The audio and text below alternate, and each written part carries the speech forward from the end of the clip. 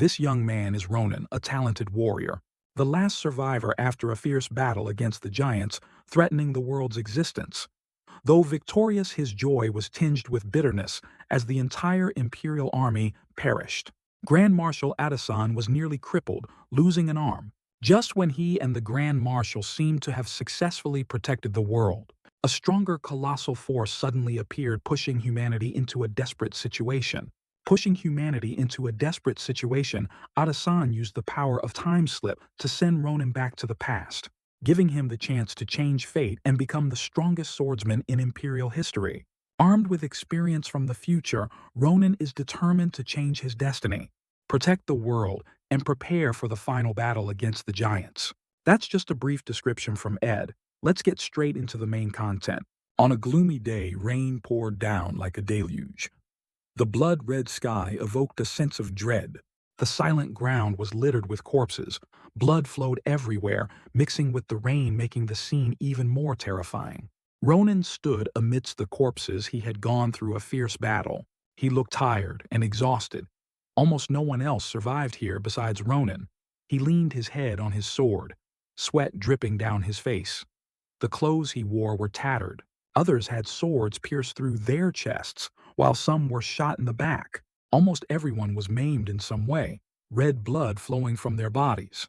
Ronin lifted his head, looking around, wary of everything.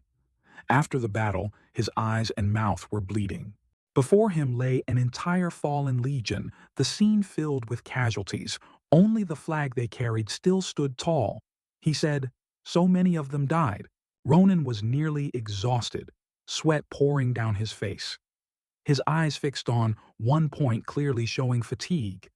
He couldn't help but curse. "Damn it!" A steady sound emerged. Ahayute was too careless. His keen intuition sensed something unusual. He immediately looked down. There lay someone's stomach, the giant so large that the pooling rainwater formed a puddle on it. The giant spoke in a terrifying voice. "To think there's a human this strong." Ronin saw the giant's eyes looking like they would explode, teeth clenched tightly. "You're still alive." Ronin was standing on the giant Ahayute's stomach. The giant looked terrifying with its white eyes, 4 horns on its head, its body covered in sword wounds. Its arms were spread wide as if exhausted, its white wings also looking extremely battered. Ronin stood on Ahayute while the giant lay flattened. Before this battle, the giant had looked incredibly powerful and strong, the giant Ahayute. Previously, he and his 3 brothers came to the Empire together, causing chaos at will. Wherever these giants went, tens of thousands perished. Seas of fire killed everyone, bodies piled upon each other. Among the 3, one had 2 horns. Another had 3 horns. The remaining one had 4 horns. After appearing in the Empire 20 days ago, they caused chaos freely. He was the last of the giant trio. Returning to the present, Ronin suddenly stomped hard on Ahayute's face. The stomp sent the water on his stomach splashing everywhere. He placed one foot on the giant's nose, face to face with the giant. At this moment, he held the upper hand. He said, "So why aren't you dead yet?" His foot pressed hard against the giant's face as he threatened, "Don't worry, it won't be long now. Ahayute will soon be back by your side."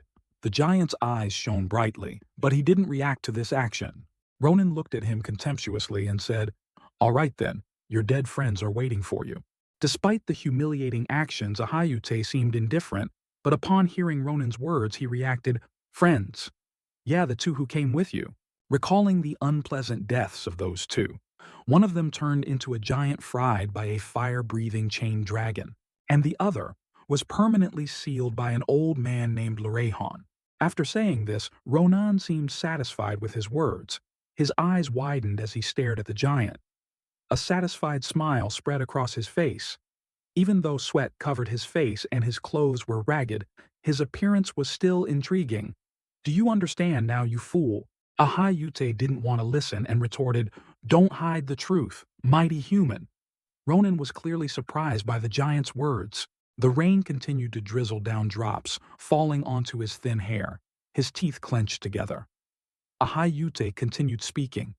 "I know those enemies are all buried with their kin," and his low, terrifying voice echoed. "That means strong ones like you no longer exist. Although he was a giant lying on the ground with Ronin stepping on him, Ronin looked more powerful than the giant himself. Hearing Ahayute's ridiculous words, Ronin scoffed contemptuously. "I'm still alive and kicking right here. What are you talking about?" Though his words were sharp, the giant still saw an opening. The giant's eyes flared as he began to argue back. "Don't count your chickens before they hatch. I know your time is almost up. I'm quite happy about it, but—" Ronan's foot pressed against his face, but Ahayute ignored it and continued speaking. "If you had realized your skills earlier and focused on training, you would have become a major obstacle to our ambitions." As if hitting a nerve, Ronan gritted his teeth in anger, again lowered his head and said, "All this time you—" The smile vanished from his face. His mouth turned down, his cold gaze directed downwards. He no longer wanted to hide it. He revealed everything about himself. "That's right. Even without you saying it, I know my life is miserable, so shut up and die." Hearing this, the giant's expression didn't change. He said, "You are a great human. You have the right to be proud." Ronan raised his sword as if ignoring the giant's words, but Ronan's strength seemed to have reached its limit. His gasps were incessant. Hayute said, "In the end, your world," he continued, "will soon be drowned in starlight and disappear." Not letting him continue, Ronan struck, causing Ahayute to slam his head hard onto the ground. He jumped down hard onto the giant's neck and delivered a powerful sword strike. A huge beam of light erupted from the point of impact. The giant's head flew far away. Along with it, dirt flew up due to the impact of the sword strike. Through the hole in the horn, light from the sky also shone through. Such a painful death was perhaps something Hayute couldn't have expected. The head fell to the ground with a thud. After killing the remaining giant, he turned and walked away. His departing figure showed no lingering attachment to this place of piled corpses. Ronian's eyes held a touch more indifference, coldness. He looked down at a point below. The drizzling rain fell ceaselessly, mixing with the blood that had long stained the ground. The scene looked incredibly desolate. After a long while, he unconsciously asked himself, "What do you want me to do about what happened?" Ronan walked with empty thoughts, his foot stepping into a red puddle causing the water to swirl. Ronan's body was exhausted and seemed about to collapse right there. He tried to drag himself forward step by step as despair gradually took over his body. As if seeing something unexpected, Ronan suddenly looked up while still gasping for breath. A scene from the past appeared. He was still in the army with his comrades. They were all tall and strong.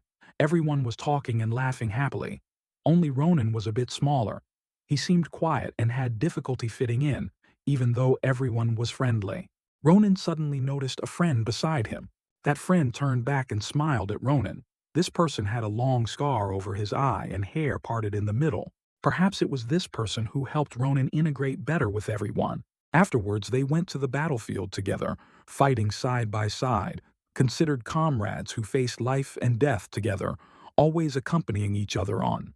But in this fierce battle, his friend had to sacrifice his life. Sword pierced through the iron armor and stabbed straight into his stomach. Blood spurted everywhere, startling even himself. But it was too late. His eyes stopped at one point. "Are you all here?" Ronan stopped at a place where the bodies of his comrades were piled up. They all suffered incredibly painful deaths from being pierced by swords. Ronan's closest friend lay before him breathless. The sight drove one to despair more than anything else. He cursed loudly. "Stupid bastards!" Ronan knelt down in pain, both physical and emotional. "Why were you so arrogant as to fight to the death? Did you think just because I'm strong you all are too—" He reached out and closed his friend's eyes. This was perhaps the last thing Ronan could do for this friend. "You should have assessed the situation and run, you idiots." Ronan remained kneeling there, blaming himself. Blaming his comrades too. Why? The giants could even counter the strongest aura swords in the Empire. Why could only my sword fight them back? He stared intently at his friend, guilt constantly tormenting Ronan's soul even though he was not at fault. He said, "If not for that, a personnel soldier like me would surely have had to go to the front lines, and you wouldn't have died." Ronan's eyes were filled with despair. He sat slumped in the long puddle of blood. Having gone through a life-and-death battle, only Ronin survived. In the end, the one who remained was the one in the most pain. Suddenly, a voice emerged from the utter darkness. "Is anyone there?" Hearing that voice, he suddenly lifted his head in surprise, eyes wide. Someone said, "I'm injured and can't move." The sound of the voice was somewhat familiar to him. This voice, as if recognizing something, surprise showed clearly in his eyes. The person continued to call for help. "Anyone?" Ronan immediately stuck his sword into the ground and went to find the owner of the voice. He stood up and shouted loudly, looking for the person. "You're still alive." Ronan dragged himself forward with difficult steps. The pain made him grit his teeth.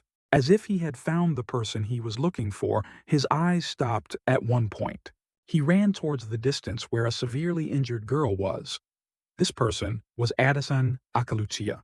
He was overjoyed to see her. A smile appeared on his face. "So you're still alive," he continued. "Commander-in-Chief." Akalucia wore tattered clothes. She leaned against a large rock covered in blood, her face visibly exhausted. He said, "Addison." Ronan gritted his teeth helplessly, unsure what to do. He slowly approached her and asked, "What happened to our brilliant leader?" Addison couldn't help but be surprised that he was still alive. She said, "Ronan, aren't you just a sergeant? You're not that strong yourself." She remembered something and asked seriously, "More importantly, is Ahayute dead?" Hearing that, Ronan immediately replied, "Yes, I killed him. His body is lying not far from here." Addison breathed a sigh of relief. "Is that so?" This surprised Ronan, wondering why she asked. Suddenly, tears rolled down Addison's cheeks. She mumbled, "He's dead." Crying, she whispered her thanks. "Thank you so much, Sergeant Ronan." He silently looked at his commander-in-chief. He never expected someone as cold as her would have a day where she sat and cried. Ronan gave a thumbs-up gesture implying, "Well, if you're that grateful, could you possibly grant this one request of mine?" Hearing this, Addison wondered, "A request?" He explained, "About handling the bodies of those loyal soldiers. Normally, according to regulations, their bodies would be burned or discarded. But this time, could you order them to treat their bodies a bit more decently?" She looked at him, pondered for a moment, then said, "I'm not sure about that. I'm even more battered than you right now. So, wouldn't it be better if you went to look after them yourself?" As soon as she finished, Ronan coughed violently. "Oh God, Commander, how could I dare? Cough, cough, cough." He showed his blood-stained hand. Gasp. "See, I'm not much less battered than you." Ronan looked at the blood from his mouth. "I could die at any moment now, too." He looked full of regret. "Normally, I mostly just wandered around. I hadn't even done anything significant yet. And now I'm forced into this grave.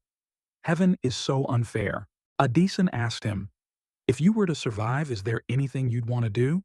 He smiled and replied, "Yes, absolutely, loads of things." Ronan looked up at the sky. "However, the only thing I can think of right now is," he wondered to himself, "I wonder what it feels like to go to the academy." She asked, puzzled, "The academy?" "Oh." Ronan recalled the memory of when he fought. "Yeah, that damn giant said a few things that keep making me think," he continued. "But anyway, more importantly," Ronan revealed, "it's because of my older sister's last wish, which was for me to attend the academy." He sighed. "But it's such a pity. Maybe in just a few more minutes I'll be reunited with my family." Addison tried to salvage the situation, reassuring him, "When the rain stops, the rescue team will start searching."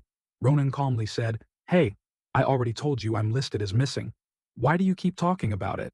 Ronan fell silent for a moment, then said, "Such useless things?" Suddenly, the rain began to lessen. Sunlight gradually appeared. The commander and Ronan were startled. He looked up. "What, has the rain stopped?" Addison couldn't help but wonder too. The storm suddenly stopped. At this moment, the ground began to shake. An earthquake occurred. Both were terrified, not knowing what was happening. Ronan grumbled, "What is it?" He suddenly noticed something. An 8-winged monster appeared with a blinding light. Ronan shouted loudly, "Basarux!" Not only that, hundreds of monsters gradually appeared as well. Ronan panicked. "What the hell is this? Where did they crawl out from?" Seeing the scene before her, Addison felt helpless. Impossible, weren't the 3 giants supposed to be the end? Her voice trembled. "In the end, I still couldn't save the world 3 whole times.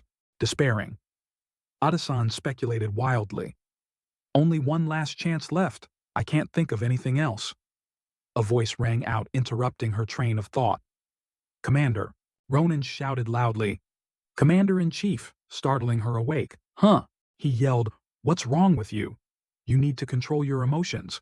Quickly use your psychokinesis or something to throw me up there. Damn it, my sword can't reach them from the ground. She stared blankly for a moment. What?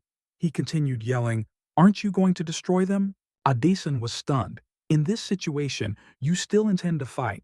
Ronan looked at her helplessly. What else? Are you kidding? Are you just going to sit there and wait to die?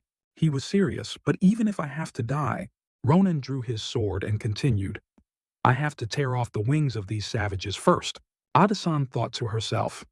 Even at this point, he hasn't given up. She realized something and exclaimed inwardly, That's right, he's that kind of person. Otherwise, how could we have come this far? She then thought, if it's him? Faced with his determination to fight, Adasan froze for a moment. She placed her hand on his shoulder. Sergeant Ronan. He turned his head back and asked, What now? He looked annoyed. I'm busy, less nagging. Suddenly she rushed towards him, giving him a passionate kiss, leaving him completely stunned. Ronan thought, What is this? From Adasan's mouth, a green gem was transferred into his. He looked puzzled. What did you just put in my mouth? She leaned close to his ear and whispered something. After hearing it, Ronan was shocked. Huh? Wait, you're…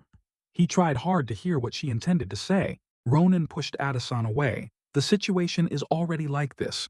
What nonsense are you talking about now? She called his name, Sergeant Ronan.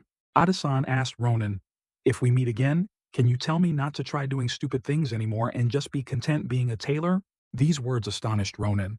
I've done so many things up until now. She looked at him and smiled. But I've never tried that before. Hearing that, Ronan also thought for a moment, looking straight into her eyes. The Basaruk monster summoned its power. It aimed straight at the two humans in front of it. Instantly, a terrifying explosion occurred. Adasan's gem glowed and then vanished into nothingness. Ronan opened his eyes, waking up. Gasp! He exclaimed. Calm, Commander-in-Chief. Ronan shouted her name loudly. Commander-in-Chief. But the peaceful scene before him couldn't help but surprise him. He was astonished. No, impossible. This place could it be? Beneath his hand was a lush green meadow. Ronan, startled, stood up. He couldn't believe his eyes. My old hometown Nimbuten. Have I really returned to the past? At this moment, the system panel announced Special Attention Regression Day 1. Under the large tree, Ronan sat curled up, leaning against the trunk, sighing wearily. Under the large tree, Ronan sat curled up, leaning against the trunk, sighing wearily, his eyes vacant from the recent events. The Commander-in-Chief's words were actually true. Recalling that fateful moment, Ronan had been terrified by Adasan's actions. Lips touching, she passed him a gem. This made Ronan panic and ask, What did you put in my mouth? But she seemed incredibly calm about her plan. She explained, What you just swallowed is a gem that can turn back time. Adasan looked at him with a serious gaze, enough to make her upcoming words even more believable. That's why someone who was once a tailor like me could climb to the position of Commander-in-Chief. Although this gem allows turning back time 4 times, I've already used it 3 times, so there's only one chance left. Adasan's gradually closing eyes softened, filled with hope for him and her own helplessness. So I will give it to you. The power to kill the giants. Knowing well that she and Ronan couldn't handle the giants as they were, she continued whispering in his ear. I believe you're the key factor in preventing the destruction of this world, so you need to hone your skills.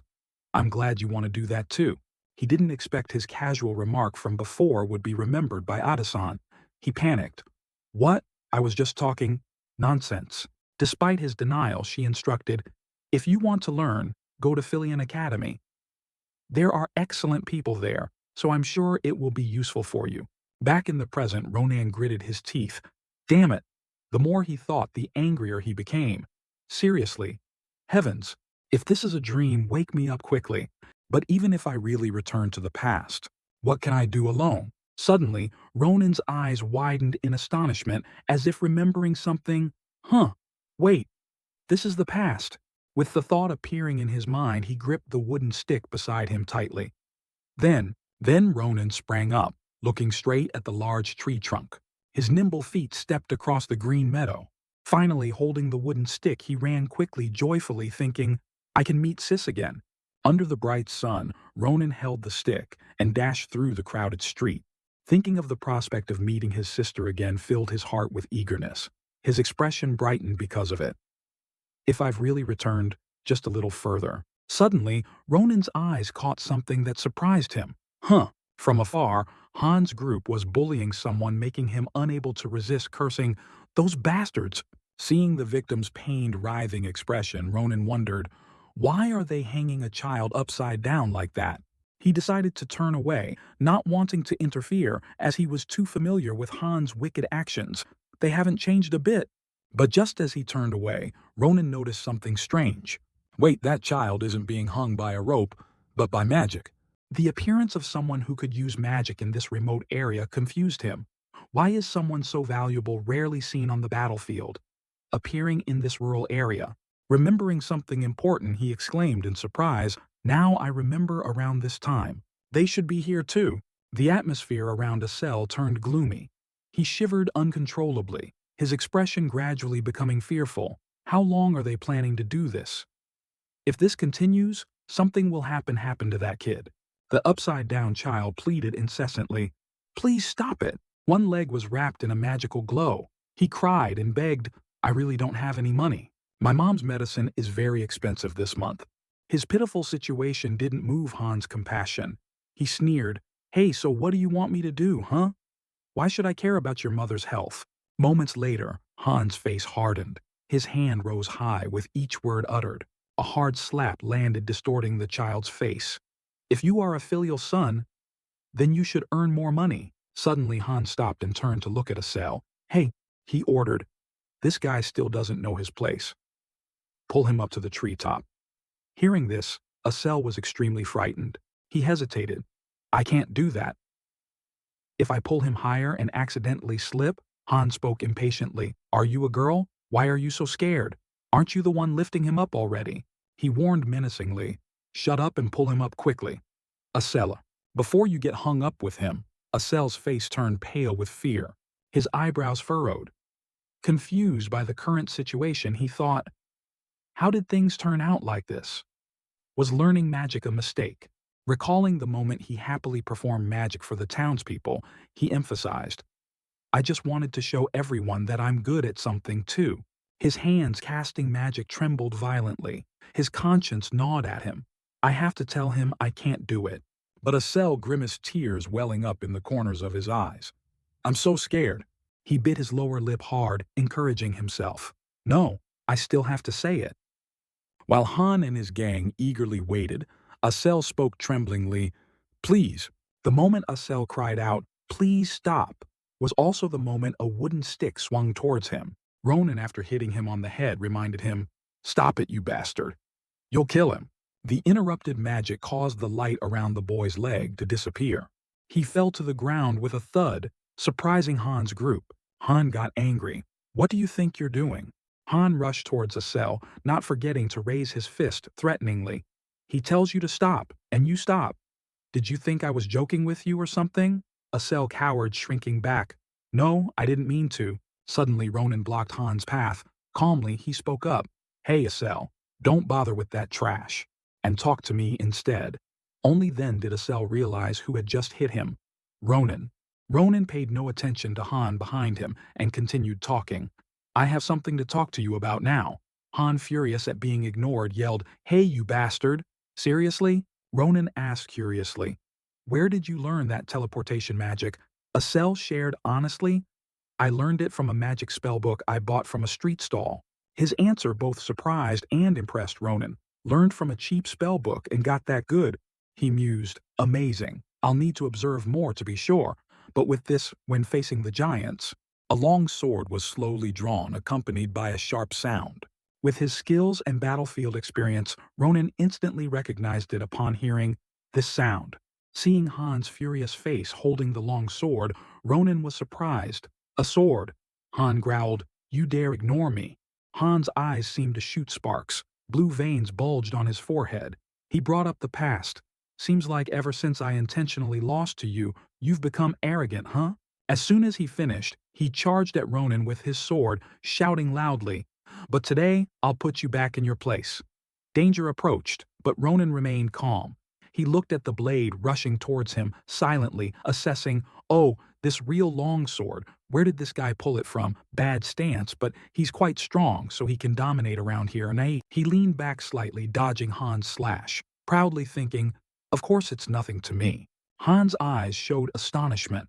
His face showed slight unease seeing Ronan easily dodge the attack. He dodged it that easily. Ronan was pleased with his body's reflexes. He thought to himself, even though my body is younger, some things remain the same. The thing connected to my body when I was still a disciplined soldier, combat intuition. To avoid revealing his momentary unease, Han mocked himself, "Lucky shot. I was planning to make you unable to lift a spoon for the rest of your life."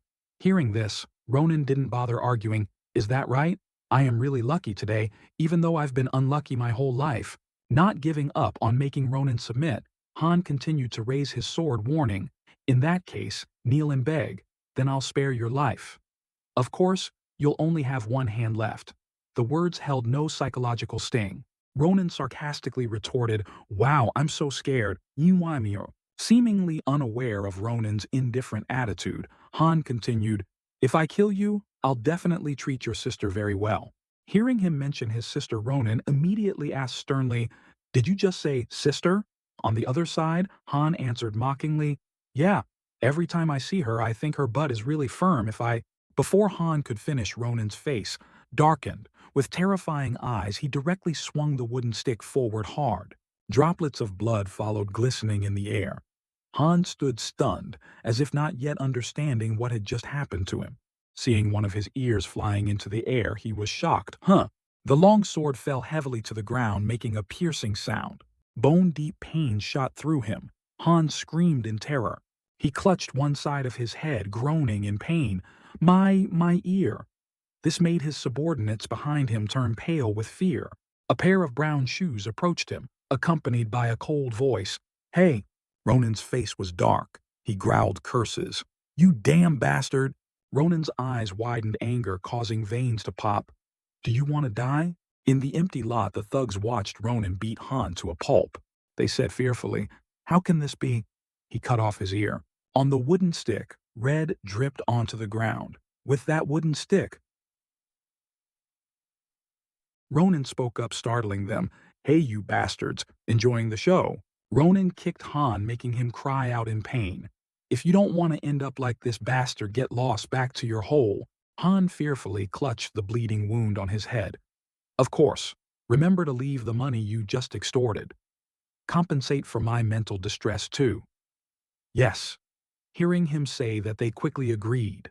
"We'll give it back." Ronan returned the extorted money to the boy, leaving him stunned. "Here, this is yours. This is—" The boy asked him puzzledly, "Are you really giving it all to me? This is more money than they stole from me." "It's okay, that's all I need." The boy was so happy he cried, clutching the money bag tightly. "Don't worry about them retaliating or anything. They don't have the guts to hang around here anymore. Thank you, you're so kind." Ronan waved his hand as if it were a small matter. "It's nothing. Just go home." Asel stood in the middle, clenching his fists shyly. "What's wrong?" He said, "I'm really sorry." Asel bowed his head, apologizing to the boy. "I'm sorry." He recalled how scared he had been. "I know I shouldn't have done that. Even if Han threatened me," Asel cried, "but I was so scared, so I couldn't do anything. It's all my fault, I'm truly sorry." The boy let out a breath and smiled. "Asel, you're crying like that again. When Han brought you here, when I saw you, I thought, you must be in the same situation as me." He placed his hand on Asel's shoulder comfortingly. "So, Asel, don't blame yourself like that." He smiled brightly. "It's not your fault, but I still accept your sincerity." He bowed, goodbye, hugged the money bag, and left. Seeing this, Asel also waved goodbye to him. Ronan's eyes looked down thoughtfully. In his eyes, Asel seemed like a kind and adorable girl. Ronan smirked slightly. "Well, she's not that bad."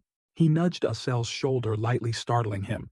"Hey, do you remember? I said I needed to talk to you about something." "Huh? Oh yeah." Ronan turned away and said to him, "Good. Then we'll meet here again, in 4 days." What 4 days? Asel turned back to ask Ronan, "What do you mean? I have things to do now. See you later when the moon rises." He drew his sword, looking at Asel with a warning gaze that made him pale with fear. "Of course, if you don't come, you know the consequences, right?" He ran off quickly, leaving Asel alone, speechless. "That's it, then I'm off? If you're late, you're doomed." Hearing that Asel stood there blankly, deep in the forest stood a small house. Ronan stood before the door. Sunlight shone on him, casting his shadow onto the door. Ronan held a bouquet of fresh roses. "Flowers, is this too much? I remember Sis likes flowers, so I picked whatever flowers I saw." Feeling awkward, he wanted to throw the bouquet away. I knew it. I should just toss them. The wooden house door opened. A pair of feet stepped out. She wondered who was outside. "Turns out it's you, Ronan." Ronan glanced back. "You're back. When I was a soldier, I always thought, what should I say when I meet Sis again?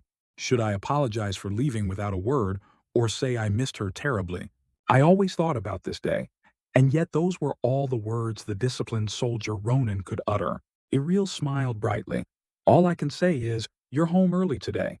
He froze at her words. Ronan held the flowers, bowed his head, and replied, "Yes, I'm home." The meal Iriel prepared was laid out fully on the table. "Oh God, I didn't expect Sis to live until the day." She hugged the bouquet happily, smiling. "Getting flowers from my cold little brother, Ronan's older sister Iriel." Iriel squealed with delight. "I'm so happy, as long as you like it." She wanted to get more food for Ronan, but he refused. "My lovely little brother, is that enough for you? Should I get you more stew?" "Thanks, but I'm full." Ronan looked at Iriel and asked puzzledly, "But I have a question. How old are you this year, Sis?" "Huh? Oh my God. Ronan, I'm 22. But why do you ask?" He hesitated and replied, I just suddenly forgot. How could I forget my own sister's age?" Iriel stood up worriedly. "Did you hit your head? Or do you have a fever? If she's 22, then there are still 10 years until those bastards arrive." She came closer and placed her hand on Ronan's forehead. "I don't think you have a fever. Just as I thought, this sister of mine is still the same." He stared blankly at Iriel's worried expression. "Still smiling and kind like that? Are you sure you're okay? And warm too. I wish this moment could last forever." Ronan's hand touched Iriel's. "But only 10 more years to protect this world in her eye." He took her hand and put it down. "I have something to tell you, Sis." "Huh? What is it?" Ronan informed her. I plan to join the academy." Iriel looked at him and asked, "What?" "The academy." Iriel's eyes lit up when she heard him say that. "Really?" Iriel was so happy she cried, "Say it again. You really mean it, right?" Right. "Ah, yes, I mean it. And yet every time I mentioned it, you never wanted to listen." Ronan was speechless, seeing her actions. "Can't wait, huh?" Iriel rummaged through everything in the house. Searching, she said, "I knew this day would come somehow. You're very smart, so you'll definitely excel at anything you want." Thank you, Sis." Iriel plopped a pot onto the ground. "So this is—" Both looked inside the large pot. "A surprise gift for you. This is—" Inside the pot was a pile of gold coins. "Money? Why so much money?" "I secretly saved up to surprise you." Ronan stared at the pile of gold, astonished. "If you don't change your mind about the academy, I want to pay your tuition." "Sis, you're too kind. When did you start doing this?" He continued. "But although I'm very grateful, I want you to spend this money. This isn't enough." "Huh? What do you mean?" Iriel put her hands on her hips, looking at Ronan. "It might not look like much, but it's a lot. I don't know where you plan to study, but the Royal Academy, Filian Academy." She was surprised when he mentioned the name of the school he planned to attend. "Huh?" A piercing scream echoed from the wooden house throughout the forest. "What?" Chapter 5. The Imperial Filian Academy, the best pioneering educational institution in the entire empire. With the most renowned professors on the continent, along with incredibly abundant funding from the great families of the empire, this is the place that offers students the best educational opportunities, prestigious enough to be called a factory for producing heroes. Its reputation is immense. General Addison's sword, Master Shulifen, the worst criminal, the Ice Witch, etc. Those from Filian were quite useful during the war, useful to the point that I can understand why the general mentioned it to me. In the dark forest, Ronan walked alone carrying his backpack. Well, with such high entrance standards, along with enormous fees, its fame is also an issue. He thought about Iriel, but thinking about her reaction, it's okay. If it's Ronan, you can do it. Ronan's steps halted. His eyes showed determination. All right, I'll show Sis the results. A pair of legs blocked Ronan's path. But before that, I didn't know you'd be here. A cell stepped out from behind the tree. Marcel. That's not Marcel. It's a cell. Seeing Ronan, he became flustered. Besides, you said you wouldn't leave me alone if I didn't come, so forget about that. He took off his backpack. Tonight, we're going to be very busy. And there are a few things I need to check about you. Ronan threw the backpack down with a thud. A test. He held out his hand, leaving Asel completely confused. What are you suddenly talking about? Ah, well, it's nothing much. Ronan smiled, pointing at himself. Use your psychic powers on me, Asel. Lift me as high as you can. Let's see. Hearing this, Asel's face dripped with sweat. Use psychic power. Why all of a sudden? Asel asked Ronan again, confused. Wait, why do I have to do something so dangerous? It's not that dangerous. First, just do as I say. Let's see. Asel held his hands out in front, his expression very timid. I won't die, so don't be afraid. All right then. A stream of blue light emerged from both his hands. I will begin. Then Asel shouted, raising his hands towards where Ronan stood. Invisible hand. Ronan was surprised to see the streams of light surrounding him. The light flew around Ronan's legs, lifting him up. Look, it's much better now. Ronan floated in midair, laughing with delight. Better than I thought, although still lacking in height and balance. This feeling is still very similar to back then, in the battle with a Hayute. What helped me fight on par with that bastard was psychic power. Psychic power is a rare ability. It's even considered rare among the ranks of mages. This means he will become one of the most crucial elements. To provide support in the battle against a Hayuta, starting like this. Asel's eyes closed and trembling said to Ronan, Not bad, right, Ronan? It's starting to get a bit hard for me to control. From above, Ronan drew his sword and looked at Asel. Can you come down now? Hold on a little longer. There's one more thing I need to check. Asel frowned worriedly for Ronan. I'll come down myself. What do you mean come down yourself? Ronan raised his sword high. He slashed once into the air. Asel's eyes widened, seeing his action. What is this? Ronan jumped down from high up without any injury. Just now, did Ronan cut off my mana flow? Asel asked again about Ronan's previous action. What did you just do? It's nothing. It's just an acrobatic movement technique I learned ages ago. Ronan's fist flew straight into Asel's head. What do you mean acrobatic movement? This is the first time I've seen someone cut off a mana flow. Forget it, because I don't know the reason why either. Ronan sheathed his sword. He thought, finding out what this skill is a whole page of homework I have to do. The sword reflected the image of the giant Ahayute. The reason my sword had an effect on him, perhaps that's the reason why. Well, I can think about this later. So for now, Ronan picked up the backpack again. There's work to be done. Anyway, you passed Asel. Asel caught a bag Ronan tossed over. Take this and follow me. Before the moon completely disappears. There are a few things we need to do. He smirked and said, This late at night? What do you mean? Under the moonlight, Ronan's eyes glowed. This could become the first page in EI, the autobiography of Ronan, the greatest book in the entire empire. Moonlight shone down on the gloomy forest. In the forest were only Asel and Ronan, Filian Academy. Huh? Asel panted as he walked. Did I hear wrong, Ronan? We're heading to Filian Academy, where only the elite members of the Empire are present. Ronan glanced at Asel to answer his question. You and me? That's the standard, so don't ask again. It's too annoying. He looked at Asel's hesitant appearance and asked again, Well, don't you want to go? No, that's not the issue. Asel replied, flustered. You have talent in martial arts, so you'll probably be fine. But what do I know? Ronan's gaze towards Asel turned fierce. Plus, I'm both cowardly and sullen. Hey Asel, do you want to keep living like this? Hearing that, Asel was startled. Asel froze. hearing Ronan's words. With your inherent talent, you're wasting it by being a laughingstock for everyone. Is that really the life you want? Ronan crossed his arms in front of his chest. He closed his eyes and said, "Honestly, you really have a foolish way of thinking. You're cowardly and sullen." Ronan's words were like a knife stabbing straight into Asel's chest. You become a crybaby and cry for every reason, and you're a scared failure. But that's okay too, because from now on you can still change, but time that has passed cannot be taken back. And someday you will regret it. Just like I once did. The image of Ronan holding a blood-soaked sword amidst the battlefield in his previous life. He placed his hand on Asel's shoulder. "What do you think? Changed your mind yet?" Ronan. Suddenly, Asel's cheeks flushed red. "Oh my God, Ronan." Each of the Asel covered his mouth with his hand.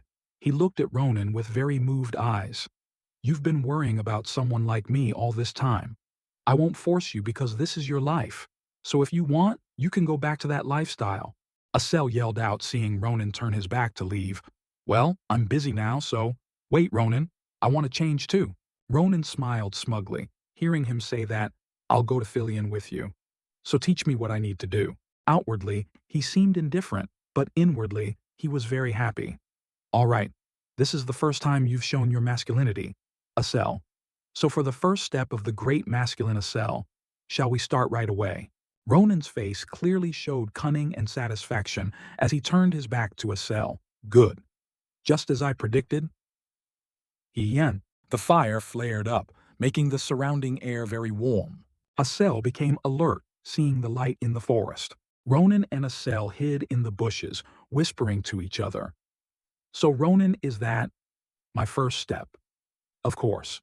Beside the fire was a goblin. "That's the best opponent I could find. To bring out all your talent." The goblin was leaning against a large rock, resting. It's a moonlit goblin. Around it, many other goblins lay scattered on the ground, sleeping. It's also the leader. Ronan smiled brightly, patting Asel's shoulder to encourage him. Seeing the situation, Asel trembled pale with fear. "What do you think, Asel? Isn't it great? How?" Ronan's eyes shone brightly, as if he had found prey. "Now then, shall we begin?" Chapter 6. Ronan and Asel stalked through the grass moon goblins, the type of goblin that often appears in this area. Most people easily distinguish them from normal goblins by their yellow skin and deformed bodies. But the true characteristic of moon goblins is they are particularly obsessed with gold and all kinds of treasure. They like to ambush merchants and rob them. They gather everything they steal in one place and organize festivals. The light of the treasure shines brightly in the night sky, on a full moon night just like today. After hearing this, Asel trembled with fear. "So the real reason we came here is to—" "That's right." Ronan's face showed amusement. "We will steal all that gold and treasure." Asel observed the situation while speaking. "I've never heard of goblins gathering treasure in one place and holding a festival." Ronan opened the empty backpack he carried. "But how do you know that, I have my ways? Can't tell her I saw it in my past life while wandering around." Ronan put his arm around Asel's shoulder, making him very flustered. "Anyway, you just need to use your telekinesis ability to move all that treasure into this bag. Take advantage while they're still fast asleep. Their faces close. Easy, right?" "Doesn't sound easy at all." "What if I make a mistake and wake them up?" Asel imagined the scene of the goblin waking up. Then big trouble. He fearfully asked Ronan again, making him very annoyed. "This is too dangerous. We should think it over again." "You're such a coward." Ronan started lecturing Asel. "Listen, to get into Filion Academy, we need two things. First is money. We need to pay those crazy expensive tuition fees. Second is practical experience. Money is an issue, but experience is even more important. You know Filion is full of nobles professionally trained since birth. And one made damasivis. Do you want to beat those people? There's only one way, Asel." He threatened Asel. "That is risk your life to do it. Those goblins are perfect opponents. We'll get both money and experience. Kill two birds with one stone."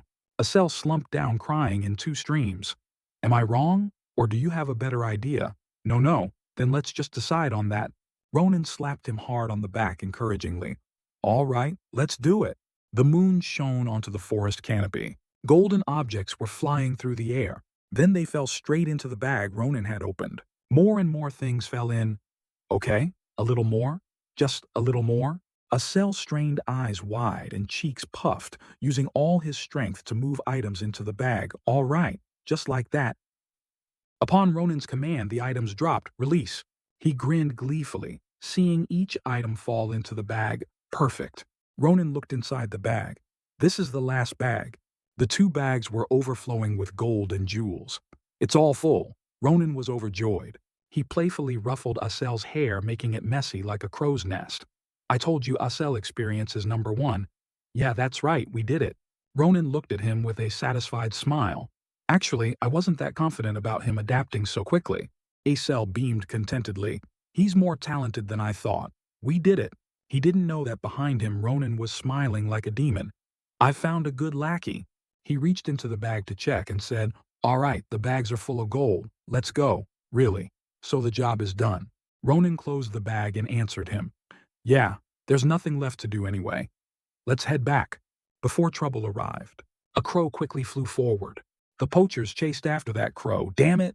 They shouted loudly. Hey, you two brats over there! Ronan and Acel, holding the bags and preparing to leave, heard the shouts and turned back to look. Stop right there. Ronan wondered aloud. What lunatics are making noise in the middle of the night like this? Because the noise was so loud, it woke up the goblin leader. What's going on? It looked towards the treasure chest. It's so late, where is that noise coming from? The goblin discovered all the treasure in the chest was gone. What is this? Where did all my glittering treasure go? Seeing this, it roared loudly, waking up all the others. Thieves.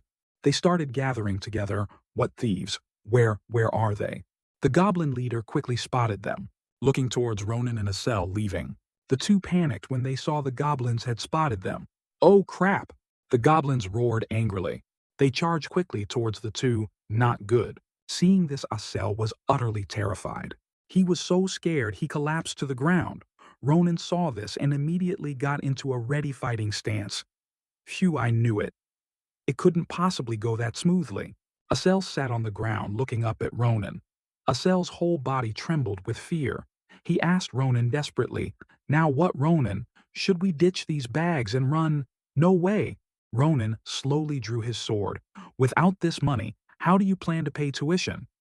How else do you plan to earn this amount? But that's not important right now. The goblins charged quickly. Their eyes were bloodshot with anger as if wanting to eat Ronan and Acel alive. Acel screamed, wanting to cling to Ronan. They're coming. They're coming. Ronan. Ronan looked at his sword thinking, a long sword forged from cheap metal. With this weight and hardness, Ronan's eyes reflected on the sharp blade. Should be good for about 15 slashes, right? There were about 30 of them. Their sharp claws lunged towards him. Behind Ronan, Acel screamed, Ronan! Ronan's eyes darkened. He raised his sword, sensing the surroundings. Careful, 15 slashes. Ronan drew his sword forcefully. With just one slash, he sent the goblins' heads flying.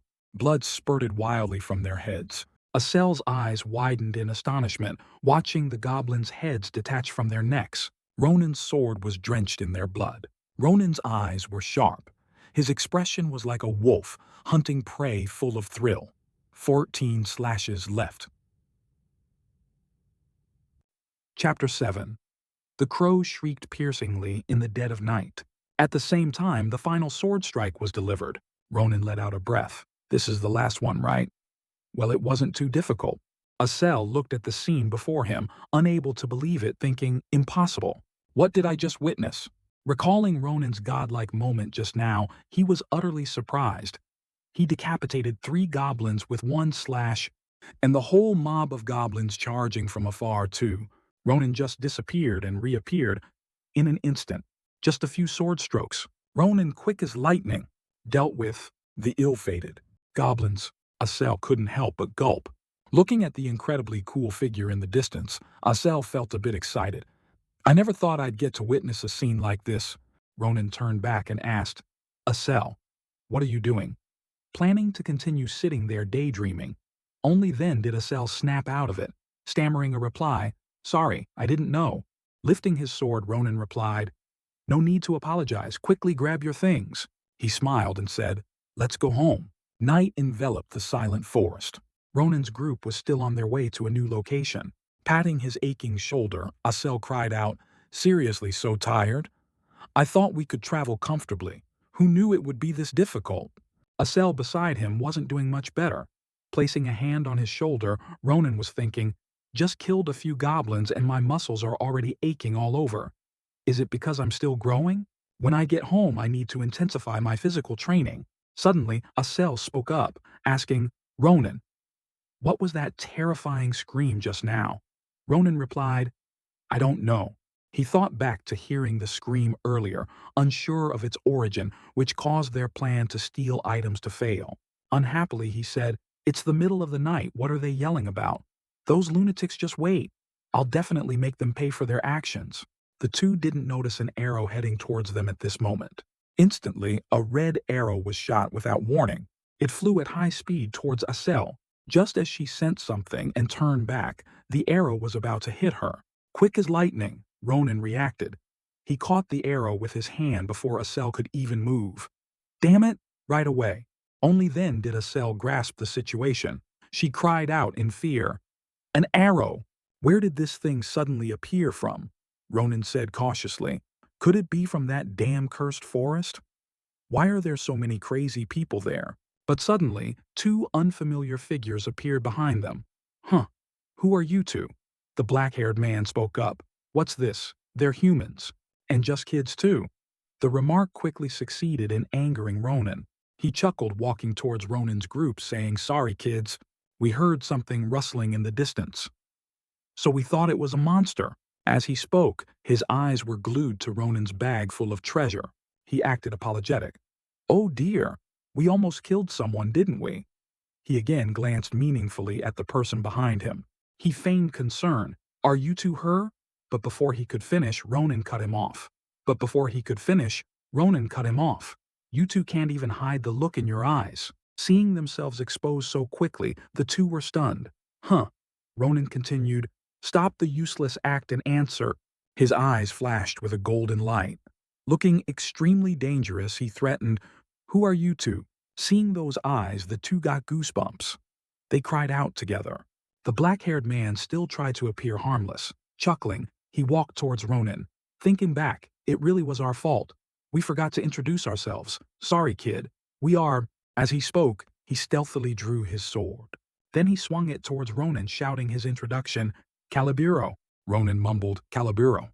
Then, quick as lightning, he raised his hand and grabbed the man's arm tightly, causing the man to cry out in pain. After that, he quickly delivered an uppercut, making the man's eyes bulge as he spat blood.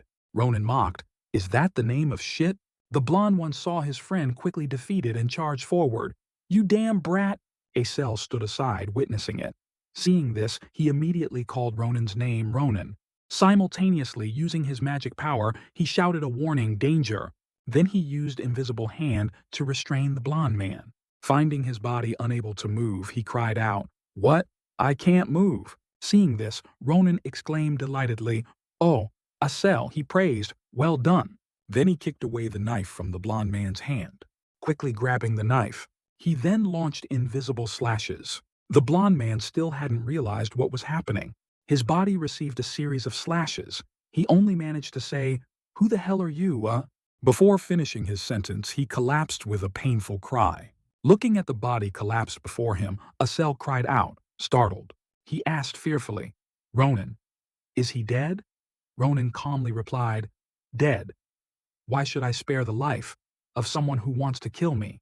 "Didn't you hear what they said? They are Caliburo," Asel replied blankly. "Caliburo." Ronan explained to him, "Poaching, kidnapping, human trafficking. That group can commit any criminal act. They are the most ruthless criminal group in the Empire. So you know." As he spoke, he gave the black-haired guy another fatal stab. "If it weren't for me, your internal organs would have been taken by them. Today would also become your secret funeral day." Asel, helpless, couldn't refute anything, crying out that, not letting him continue, Ronan replied, "Knowing who they are and still letting them live and commit crimes is truly foolish." Suddenly, the bag moved. Ronan just said to Asel, "Stop messing around. Quickly get the stuff." Then the bag jumped up, making him pause. Seeing the bag moving nonstop, Ronan wondered, "What's wrong with this bag? Why is it moving?" Asel replied, "Those two guys must have brought it here. Is it a hunted animal?" As he untied the bag, Ronan speculated, "Yeah, probably. All right, we're opening the bag right now." As soon as the bag was opened, suddenly sharp, blue eyes stared towards him. A black shadow shot up, accompanied by a cry echoing through the forest, leaving the two unable to react. Looking at the strange blue bird before them, the two stood dumbfounded. Ronan stammered, "What's wrong with this chicken? Its feathers are blue." The chicken didn't understand what Ronan was saying. It chirped, "Cheep, cheep." Asel clasped his hands together. Looking at it delightedly, he said, "Ronan, this is the first time I've seen a bluebird." Ronan replied, "Me too." "But those handcuffs, are they Caliburo's?" A sturdy handcuff made of iron appeared. "Caliburo's hunting cuffs. It disrupts mana and restricts the movement of the cuffed person." Ronan pondered. "I thought they rarely used it, or only used it when capturing mystical creatures. So maybe the blue bird—" Ronan applied some kind of spell onto the blue bird. It was flying, then suddenly spoke, "Answer me." "Huh." Suddenly, the blue bird unexpectedly screamed. Seemingly not believing what was happening, it cried out, finally connected. Asel fearfully hugged Ronan, trembling. He asked, "Did the bird just talk?" Ronan annoyedly pushed his face away. "Do you think it really talked? It's communication magic." Ronan thought to himself, "It just flew out and connected immediately." He looked at the thing lying on the ground, continuing to speculate. "Maybe that bag can block mana. You must be the owner of this bird, huh?" And somehow magically his voice reached some mysterious person. He said, "That's right. My name is Varan. Currently researching mystical creatures. I am Mappet's guard. No matter how many times I tried to communicate, it still didn't work. I was even planning to report it. So lucky, but sorry, but who are you?" Ronan pushed Asel aside. He answered clearly, "We're just passers-by. We just fought with the poachers, the ones who caught the bird, and then, this is too bloody to describe." He recalled when he fought them. "Don't know how to put it." He looked at Mappet and continued, "We saved it." The man exclaimed in surprise, "What? Poachers? I thought about it but didn't expect this to actually happen.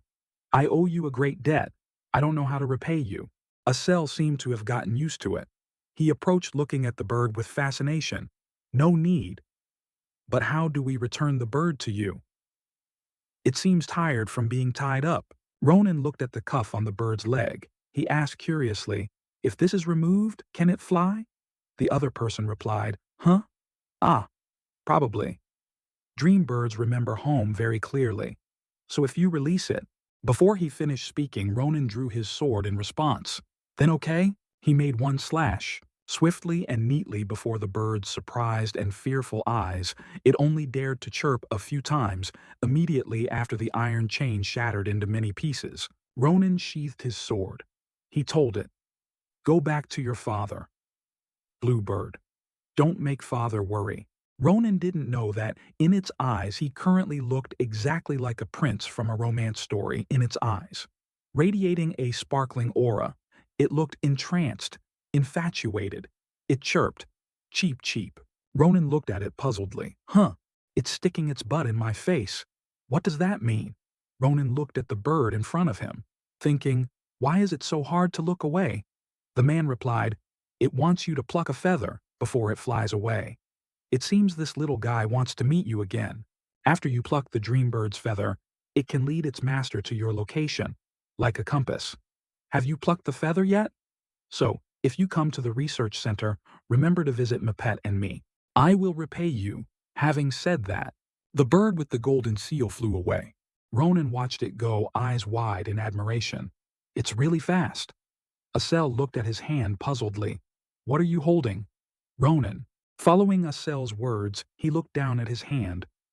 "Only now I see it." In his hand was something round. In the middle of the empty forest, he looked at his hand, wondering, "What's this?" A few days later, at a place resembling a camp or trading market, people continuously transported goods. A merchant held a sapphire gemstone necklace, lifting it to his eyes for inspection. Then he praised admiringly, Oh, the value and craftsmanship of this jewelry piece. Truly a precious item. I'll price it at 20 gold coins for you. Carabel Cargo owner, Duan Carabel, spoke up. Everything you brought out is valuable. I'm really lucky today to think I could meet a customer like you. Acel hid behind Ronan's arm, hearing Ronan's generous offer. Finally, someone understands. The other merchants are all scammers. Just a while ago, Ronan argued with another merchant. This thing is worth 5 gold coins. Are you blind, old man? The old man scolded back, annoyedly.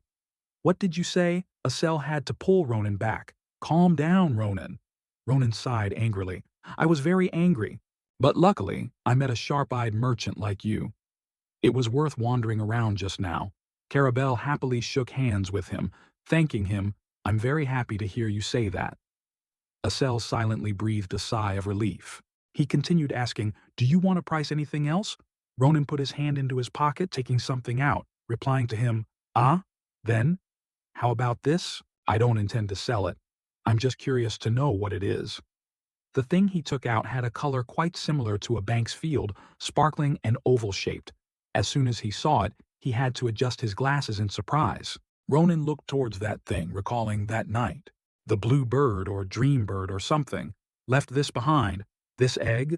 At first I thought it pooped on my hand. But no, recalling that time he even fussily scolded, this chicken dares to repay me with this pile. And to test it, Ronan shouted while throwing it towards the rock. Amazing, he thought. I threw it at the rock to test it. Surprisingly, the egg even broke the rock. And I found out, it's very hard. Both stared frozen at the shattered rock. Ronan froze. Huh? He watched the man examining the egg. I'm not sure if this is an egg or what, but it's definitely the product of a very rare mystical creature. It could be a treasure worth thousands of gold. Carabel examined it for a long time. His face serious. He said, the color, this texture, don't tell me. Ronan's face brightened looking at him, and right after that he delivered a blunt verdict, horse dung. Ronan's face froze. He froze solid. Ronan reached out to take the egg, denying it. Of course not. The man scratched his head and laughed. Right? I don't know what it is either. I think it's a rare item. Why don't you take it somewhere professional for appraisal? Ronan sighed, putting it back in the bag. Ah, maybe I should do that. I'm curious now, probably can't sell it yet. Acel pondered nearby, so that's hardened dung. Ronan continued the conversation. Do you sell books about Filion?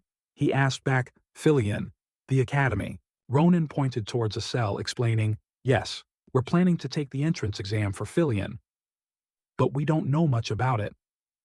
The man seemed to grasp the key point, excitedly exclaiming, entrance exam, perfect timing. My daughter is also preparing for the entrance exam. She can probably help you too. She should be back soon. At this moment, a female voice called out from afar. What's going on, Dad? Who are they? Carabel and the other two turned around. He smiled. Ah, she's back. This is my only daughter, Maria. The girl with long hair blowing in the wind looked towards them. Ronan was startled. Huh? Maria. It's her, Carabel called her over. Maria, say hello to these two. These are the important people Dad just traded with. She asked in surprise. Huh, really? These little babies. Hearing that, he jumped and scolded, this kid? What kind of talk is that? Sorry, kids. She grew up in the trade union, so she talks a bit rudely. Acel waved his hand. It's okay. But Ronan probably, huh? Before he finished asking, he saw Ronan walking away. He approached her and spoke, Hey, are you Maria? She looked at him and replied, What is it? Ronan continued, Maria's middle name is Sen, right? She acknowledged confusedly, Yeah, but how do you know? Ronan sweated confused. Strange. You really look a lot like her, but the person I know. Hey, I'll ask you one more question. Lean your ear closer. He beckoned with his hand. She leaned closer. Wait. What do you want to ask? Ronan whispered. So down there, do you have that? That bird thing? She looked at him like he was mentally challenged. Did I just hear some nonsense? Ronan, however, seemed very serious, waiting for an answer. Maria pondered her thoughts. My precious. As if not understanding her angry expression, Ronan interjected, No matter how I look at it, it seems you don't have that? Could it be that old man has another child? He doesn't even know about, huh? While thinking and looking over, he immediately received a slap to the face. Maria angrily shouted, "Shut up, you psycho!" Ronan could still speculate. This slap? This familiar feeling? It's that person, Baroness Maria Sen. Maria Sen. When I was still a disciplined soldier, at the place called Amlan, Maria was in charge of military equipment. With an excellent work ethic and an open personality, able to strike up conversations with anyone without hesitation, Maria was an admirable person. But when talking about privates amidst men's conversations, Maria would become unusually angry and committed an incomprehensible action. Previously, I was always curious, not knowing the reason why. If I could meet Maria again, I wanted to ask about that reason, but that chance never came, because Maria passed away before I could ask. But unexpectedly, I found the answer here. Baroness Maria. He is a woman. She looked at him and shouted, "What are you laughing at? Was that not enough? Then I'll give you another blow." Ronan got mad and knocked her on the head. "Stop it, this girl. Seeing I let you slap me once you push your luck, I let you slap me because I was wrong just now. But I won't." Before finishing the sentence, Maria headbutted his chin, shouting, "So, what if I hit you a second time? Huh, you lunatic." What are you going to do?" The two grabbed each other's hair. Ronan, out of options, scolded, "Seriously, this crazy woman, die." The two fought fiercely. The other two, witnessing this scene, froze speechless. Don't fight anymore." They quickly ran out to separate the two. A moment later, Asel stared blankly. "What happened with these two?" "They just fought like life and death enemies." Maria smoothed her hair and asked, "So these are the things left for you guys to use?" Ronan rested his chin on his hand and replied, "Need to check if they're okay." Asel looked at them thinking, but now Ronan chatted with Maria. "If they're not okay, I'll go buy something else."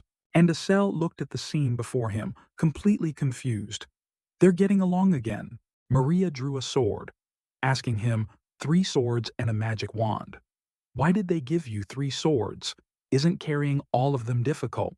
He said nonchalantly, "Well, just in case, I use swords a bit roughly." "So, how are they?" Maria commented, they're not bad. But this black iron sword is the best. Black iron is quite sturdy, so it's an item renowned knights often seek. I don't know how roughly you use swords, but this sword surely can't be broken." She handed the sword to him. Ronan took it, thinking to himself, "Oh, so this is a black iron sword. It used to be my favorite weapon in the past." Maria continued, "But this magic wand has a very good magic stone embedded, so leaving this for you. Could this girl be a mage?" Maria smiled, looking at Asel. He nodded. Yes, that's right." She asked, "What type of magic do you use?" Asel shyly replied, "Psychokinesis." Maria surprisingly praised, "Remote control, impressive. If you do well, you might even get a scholarship." Asel rubbed his head, smiling sheepishly. "Really?" Maria looked at Ronan. "So the problem now is, what technique will you demonstrate in the practical exam?" Ronan asked, scratching his head. "Technique?" She explained thoroughly, "You don't know. To enter Filion, you need to impress the professors and show them your technique in the practical exam. Of course, the theory test is very difficult, but it can't compare to the practical exam. So the key point I want to make is, if you do well in the practical exam, you will pass differently. If you can't prove your own worth, then you should forget about entering the academy." Ronan let out a breath and replied, "What? A swordsman just needs to be good at swordsmanship, right? Heavens! So what do people usually demonstrate?" Maria said, "Well, most nobles demonstrate their family's secret techniques. As for most martial artists and other candidates, they demonstrate their individual mana combat techniques." Ronan cut in, "Wait, what mana?" Ronan cut in, "Wait, what mana? Can use mana even if they're not mages." Maria looked at him in surprise. "What are you talking about?" "If you're a future student of Filion, using it is a matter of course. You can sense mana too. And with that amount of mana, you can utilize it in actual combat. That's the most basic of basics. What's with that expression of yours?" Ronan looked at her full of question marks, exactly like hearing it for the first time. She tremblingly pointed towards him. "Don't tell me You don't know how to sense mana? Ronan asked nonchalantly. What isn't it similar to using aura? Maria was completely shocked. She covered her face, collapsed, and murmured, "Oh my God, I'm talking to a guy like this, and he's rambling about entering Filion." E. Aura and mana are similar. How can you say that? Ronan placed his hand on his neck. He replied softly, "Maybe I've known about it before. You're really making a big deal out of it." Maria stood up and said, "It's no use. Get out right now." Ronan looked at her puzzledly. Huh? Why so sudden? She didn't answer him, continuing to say, "Besides, can I borrow these short swords? I left my sword at the blacksmith's." Ronan watched Maria holding the swords, only knowing what to say. What? Wait. Why are you acting so suddenly? What if you damage my swords? Maria smiled and walked away. Don't worry, because the match will end before that happens. If that happens, I'll compensate you double, no, triple. Is that okay? He couldn't speak anymore, sighing, "Heavens." Maria looked at him seriously. "So stop rambling. Follow me. I'll give you special training." Mana is the source of natural power. Like air, it's a type of natural energy that exists anywhere in the world. However, that doesn't mean everyone can use it. To use mana, one needs to see and feel the mana within oneself. And to be able to use it, sensing mana, to reach this stage, one needs to train, innate talent. Countless personal reasons can affect it, but usually it takes a year of practice for one to start sensing it. And the future students of Filion have all passed this stage. After practicing their own mana techniques, they apply to Filion. Do you understand now, let alone sensing it? You can't even distinguish between aura and mana, yet you want to enter Filion. That's meaningless. Maria held her sword looking at him. She sighed. All right, fine. From your perspective, aura is also a type of mana, but the difference between them is like heaven and earth. Even all the renowned geniuses training hard for a minimum of 10 years, shedding blood constantly, only then can they awaken their innate power, which is aura. Maria asked again. So have you understood a little? Ronan asked. What's the difference? Ronan replied foolishly. Not really. In his memory, he sometimes encountered them on the battlefield. They boasted about being aura users and possessing extraordinary power. They were really annoying, but ultimately they weren't that scary. Because if you get beheaded, anyone will die. Maria interrupted his train of thought. All right, let's leave the explanation for later. Shall we begin? I think you'll learn faster if you absorb it with your body instead of your head. Ronan silently observed her stance, guessing, well, she's just a young girl. Instantly, Maria lunged towards Ronan. His eyes widened in surprise at her incredible speed. The clash of swords produced a deafening sound. He glanced at her. Oh, quite impressive, huh? Facing her murderous expression. Ronan and Maria Sen were in an incredibly tense duel. 3 swords clashing. Ronan thought, oh, look at that. His sword and hers pushed each other apart, creating a relatively strong force. He thought in surprise, she's so young yet already this strong, and she uses dual swords too. Maria was slightly worried. I'm not sure, but is this some kind of mana technique? Seeing him stunned with surprise, she wondered, what's wrong with this guy? The two continued their fierce sword fight. She thought, I was planning to finish him in one blow. I wanted to show him the power of mana and make him give up on the test. Because it would be better to suffer humiliation in the testing area, but I'm the one being pushed back. How can this be the skill of someone who can't use mana? Impossible. Suddenly, he asked her, what are you thinking about? In a moment of carelessness, she was pushed back and her sword knocked away again. His eyes suddenly gleamed like a cat's in the night as he raised his sword high. Then he shouted, Don't block anymore, dodge! While she was surprised, his sword swung down. Luckily, she dodged just in time. She jumped back and slid a distance away, the sound of the sword scraping against the ground creating a piercing screech. She sighed in relief, saying, If I had been a step slower, something might have happened. You're not ordinary at all, are you? He smiled and replied, You too.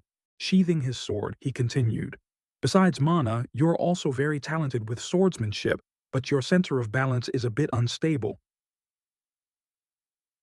Then he turned to leave, not forgetting to add, If you fix that, you'll be much better. She asked in surprise, Where are you going? She angrily pointed her sword towards him, saying, "Don't tell me you think you've won." He calmly replied, "Whatever, remember your promise. You said it, didn't you?" 3 times. Her eyes widened in surprise as she asked again. "Huh?" she stammered. "No, when?" He ignored her words and continued.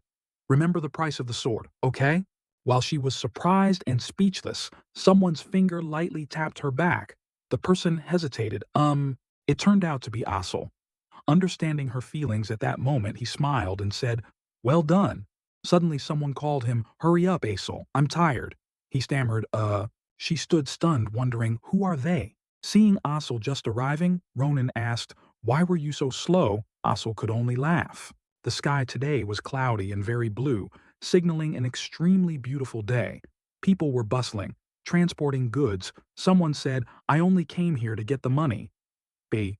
He and Asel, with surprised faces, stared at what was in front of them. He asked, "But what is that books?" Before them were books neatly arranged in 2 briefcases. She replied, "Yeah, that's everything you need to study for the Philian theory test. I've compiled it." Well. She put on a serious face and continued, "Don't need it, huh? The test is in a month." Asel's eyes lit up like stars. Ronan remained calm and asked again, "We need it. But why would you do this?" He intended to draw his sword in front of her, threateningly saying, "If you're plotting something." Before he could finish, she replied, "No way. Don't worry, I just like you guys."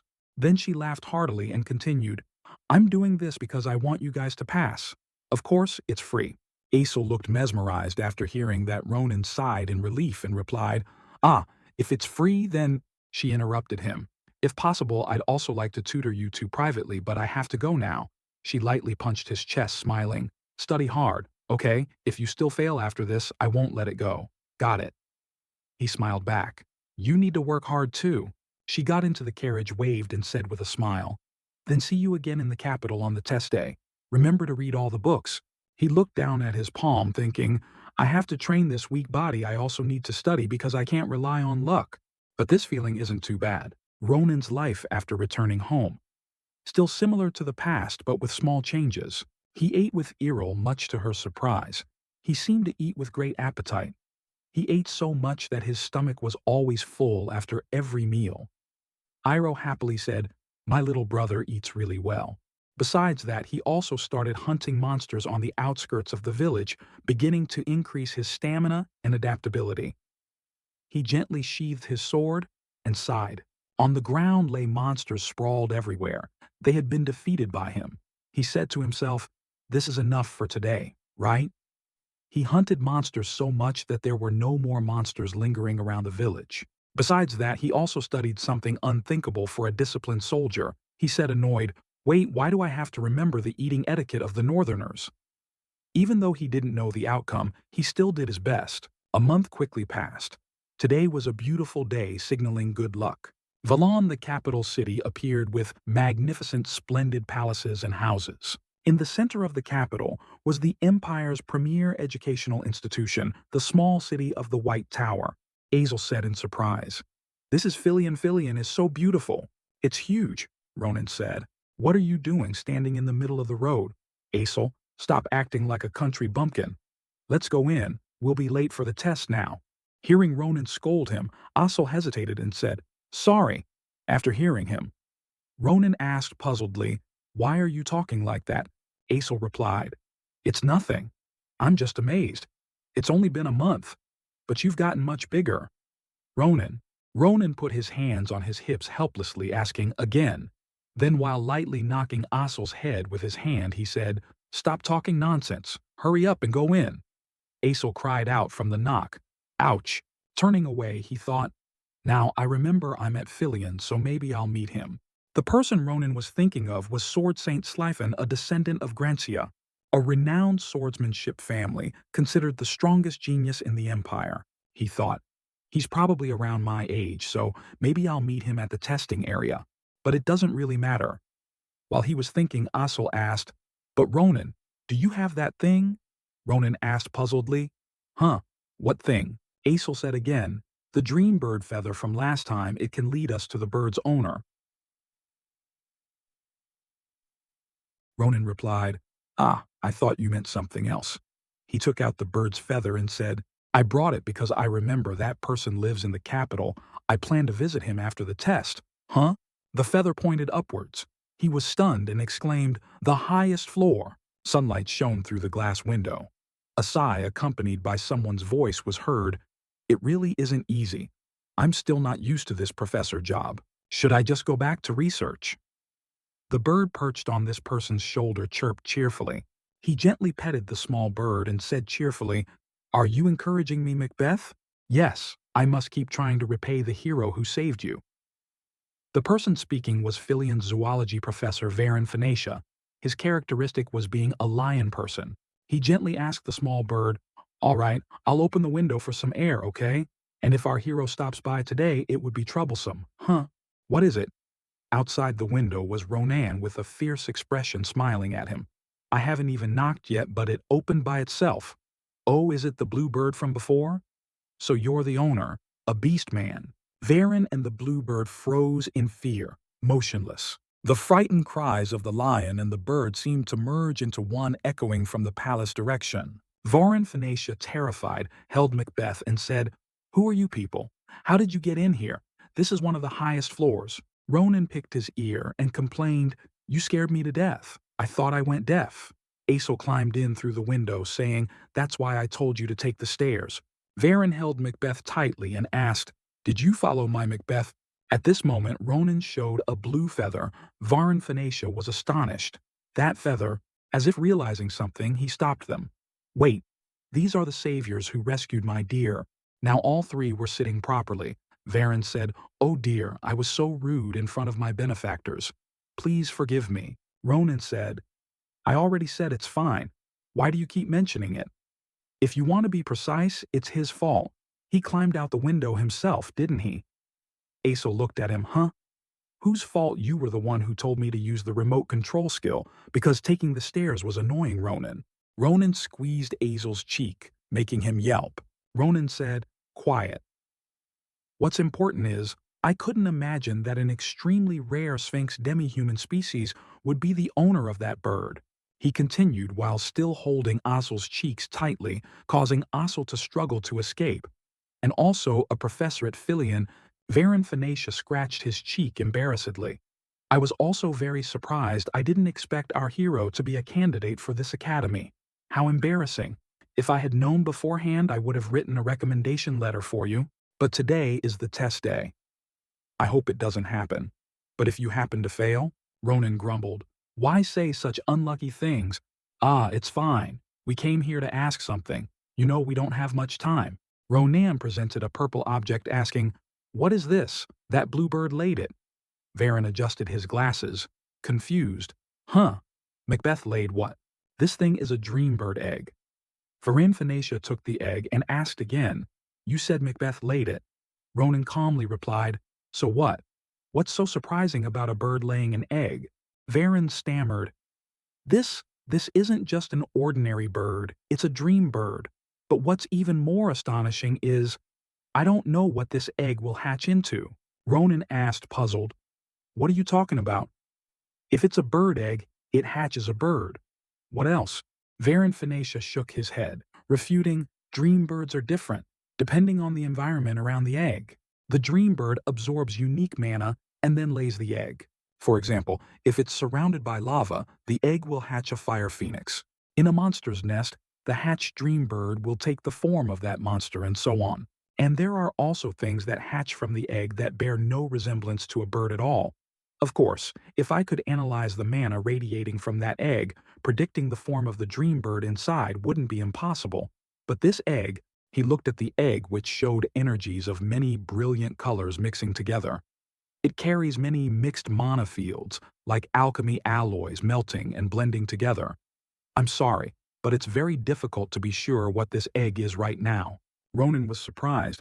"Oh my, it's just one egg, yet you put so much thought into it." He turned to ask Macbeth, "You scoundrel, where did you wander off to lay this egg?" It tilted its head and chirped a few times. Ronan was stunned. "I've never met such a thick-skinned bird before," Varen Phoenicia said with a serious expression.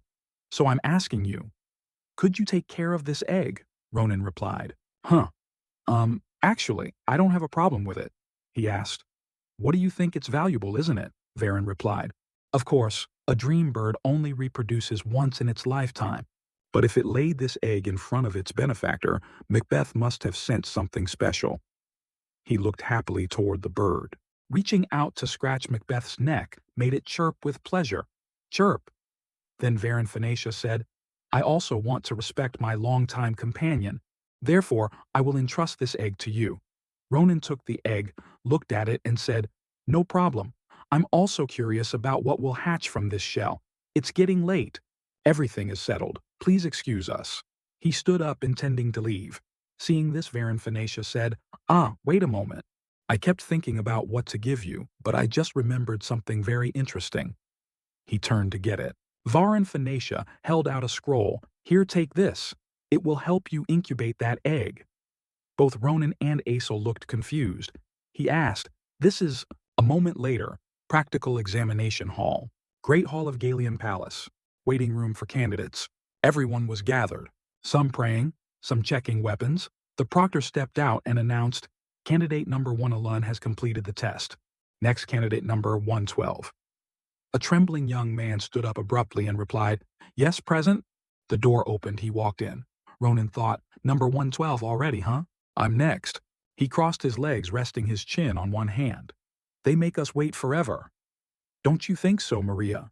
The blonde person next to him replied, Aren't all tests like this? Ronan looked at her, asking, Why are you wearing that outfit? Isn't it uncomfortable? Okay now. Maria replied happily, I did it on purpose. Filion is a private academy for all nobles, after all. In the future, there'll be big clients, so of course I shouldn't be sloppy, right?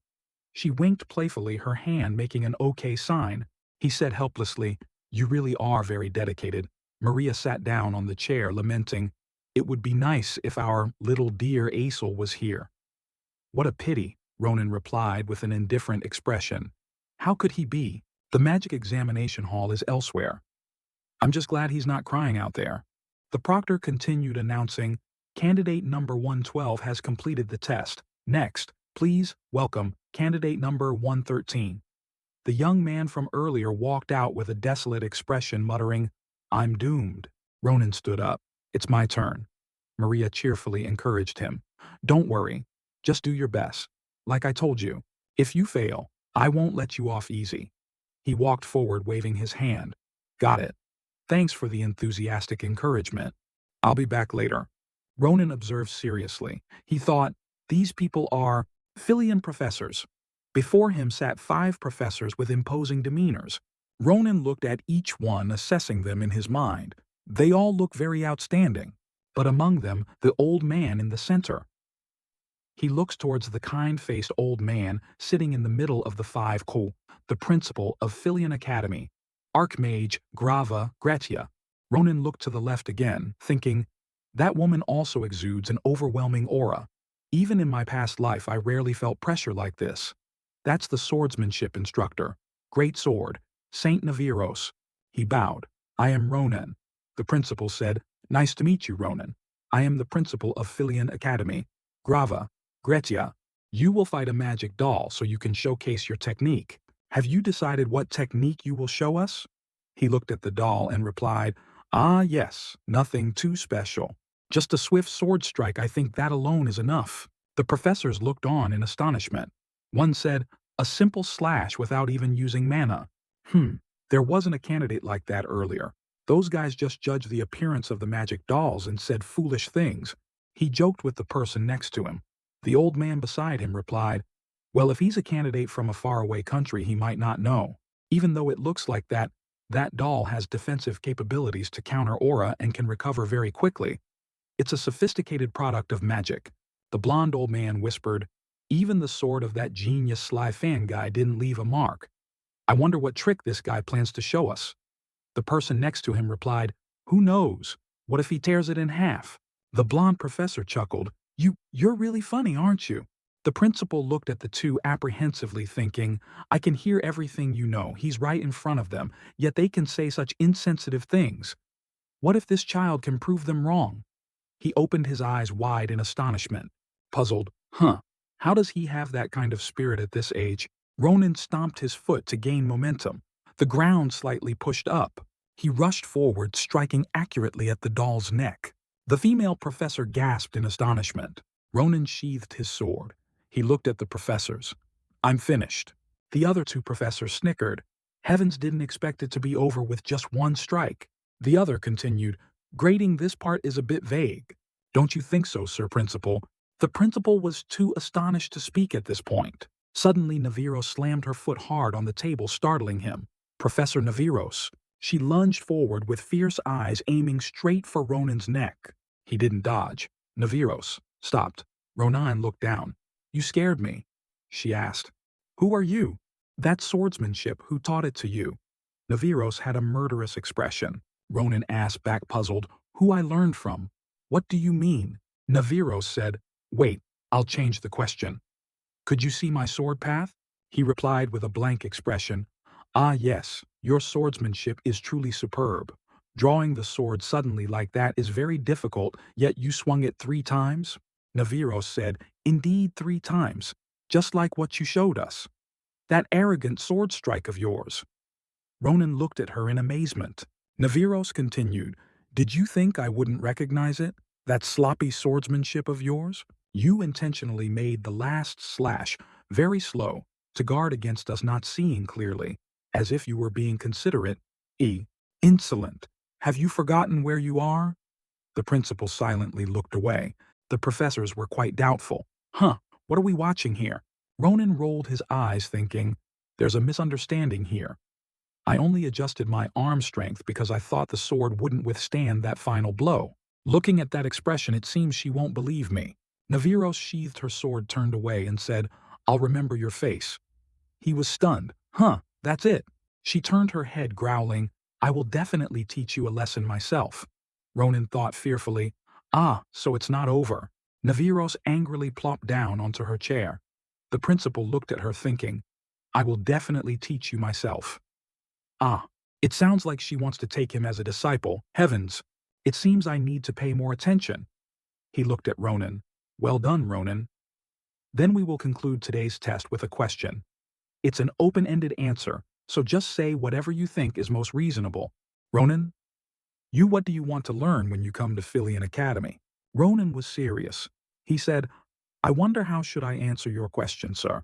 How to live without regrets. That is the first thing I want to learn. The principal's eyes widened at this answer. He was silent for a moment, then said, I understand. You may leave now, Ronan. The gate closed. Gravagredia repeated the last phrase, how to live without regrets. How troublesome. I don't know how I'm supposed to teach that boy. The professor beside him spoke up. What's wrong? First Professor Naviros, and now you too. Principal, what did that boy do to make you two act like this? Did he use some masterful trick? The principal said, a trick, that's a good way to explain it. The magic doll suddenly broke apart. The principal continued, actually perhaps we should call him a prodigy. The two professors stared wide-eyed, mouths agape, exclaiming in shock, huh, the magic doll. The doll's head fell off, rolling on the ground. At this moment, Ronan was thinking, that lady's sword just now. Even my past self wasn't certain of victory. I think I've met a worthy opponent, but it seems the road ahead is long. He smiled, encouraging himself inwardly. I think this first step into Philian is good enough. If it's here, surely I will learn a lot. Now only the written test remains. I've memorized everything this whole month, so it should be a piece of cake. Later, Ronan looked pale and weak, saying, easy. You say, I'm screwed. Really, screwed. That's life. He hugged his knees, devastated. Maria was stunned. I can't believe he couldn't even do half the paper. How could that happen?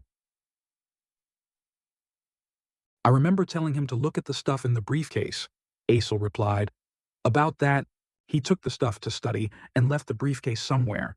Because he was too focused, he completely forgot the briefcase.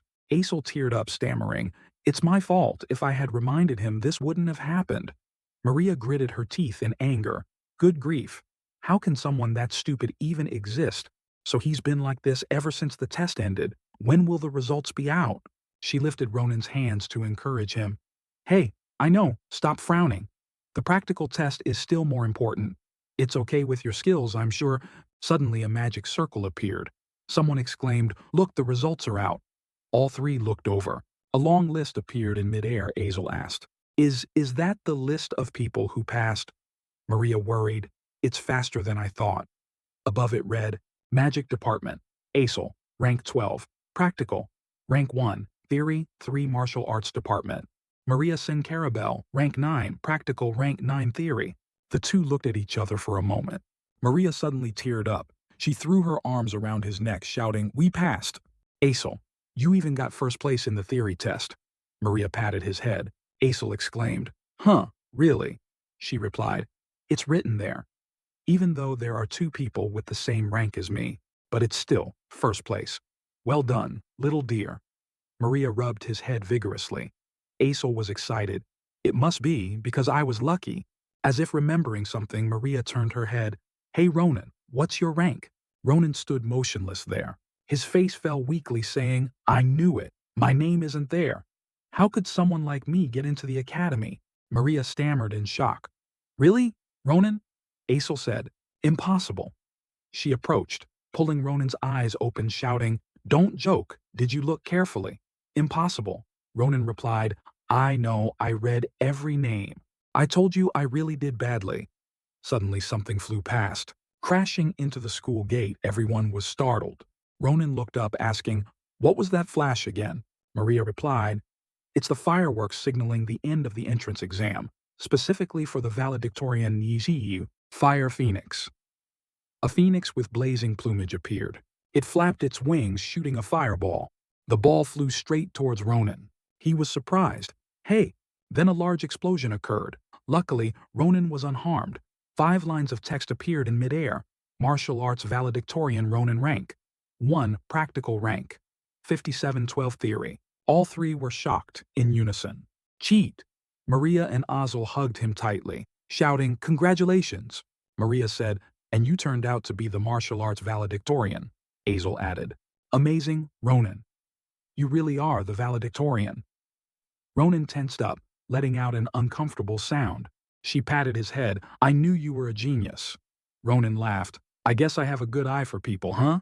Suddenly he realized, wait, if I ranked first, that means he lost to me, right? With his personality, there's no way he'd let this slide. This is a bit strange. Just then, a black-haired person approached Ronan from behind. He spoke, "So it's you, the one who ranked first in the practical exam." Ronan flinched, thinking, "Damn it, I knew it. Did we have to run into each other like this?" Sword Saint Slifan. The man with blue eyes and a cold tone was staring intently at Ronan. After the valedictorian results appeared, Slifan Grancia walked towards Ronan from a distance. Other students saw him and were incredibly surprised and impressed. "He's Slifan. I can't believe I get to meet the Empire's rising star here." Maria Sen saw Slifan approaching them and informed Ronan, "Ronan, it looks like he wants to talk to you." Azel beside them was intimidated by his aura, his voice trembling. The atmosphere around him is terrifying. Ronan ground his teeth in annoyance, thinking, so annoying he's still the same as before. Can't stand anyone better at swordsmanship than him. Being reborn. Ronan understood his personality very well. The arrogant attitude and sharp gaze as if wanting to devour Ronan further confirmed it for him. That fierce attitude. Ronan didn't want to get involved in trouble, so he wanted to avoid Slifan as much as possible. "I need to avoid conflict." Although he had anticipated his ranking, he pretended not to know anything. "I ranked first. I had no idea." Slifan still didn't say anything, maintaining that sullen expression as he looked at Ronan. Now Slifan clenched his fist and asked, "Why tell such a lie?" Ronan also sighed helplessly and replied, "What do you mean? I said I didn't know, so I didn't know. What you want, proof? Don't cause trouble, just move along." One of Slifan's hands gripped the holy sword at his side as he repeated Ronan's words. "Proof, huh? All right, let me show you, hey." Finishing his words, Slifan instantly drew his sword and swung it at Ronan, but Ronan easily parried the blow with his own sword, dodging the blade. Ronan was also startled by Slifan's action. Maria and Azel, watching from behind, were also frightened and shouted his name, "Ronan." Slifan deliberately did that to confirm his own suspicions and finally spoke, "Show me." The skill that allowed you to surpass me. Slyfan seriously demanded of Ronan angered. By Slyfan's crazy action, Ronan cursed. This lunatic, unable to hold back anymore, Ronan went along with his wish. Come on, if you want it, you got it. Finishing the sentence in an instant, he quickly swung the sword in his hand towards Slyfan. Ronan's face became incredibly fearsome. Let me show you. He leaped up, aiming his sword towards where Slyfan stood. Slyfan was also stunned, watching the force of the incoming sword, instinctively swinging the holy sword in his hand to block. Naturally, someone as knowledgeable in swordsmanship as Slyfan could also block that attack from Ronan. As if forced by Slyfan to attack Ronan, struck just to satisfy him, and said, "There you, lunatic, happy now." Outsiders might think Slyfan blocked it easily, but only he knew best the hand holding his sword wouldn't stop trembling. Slyfan couldn't help but acknowledge Ronan's swordsmanship talent. No wonder you got high marks. Good technique. But just as I thought, unwilling to concede defeat, Slyfan continued rushing forward, wanting to clash with Ronan again. That's not enough to defeat me. While parrying Slyfan's sword, Ronan was startled into shouting to calm him down. Wait, have you lost your mind? Calm down. Slyfan knew well that Ronan's abilities weren't easy to handle. Yet he said, don't hide your true strength. His expression became incredibly fearsome, staring intently at Ronan. I cannot accept this. After saying that, Slyfan continued swinging his sword to attack again. Ronan struggled to block, crying out. In his mind now were countless curses at Slyfan's blind actions regarding swordsmanship. This idiot, is he rushing in wanting to die? This is why I didn't want to run into him. At this rate, he'll start using aura.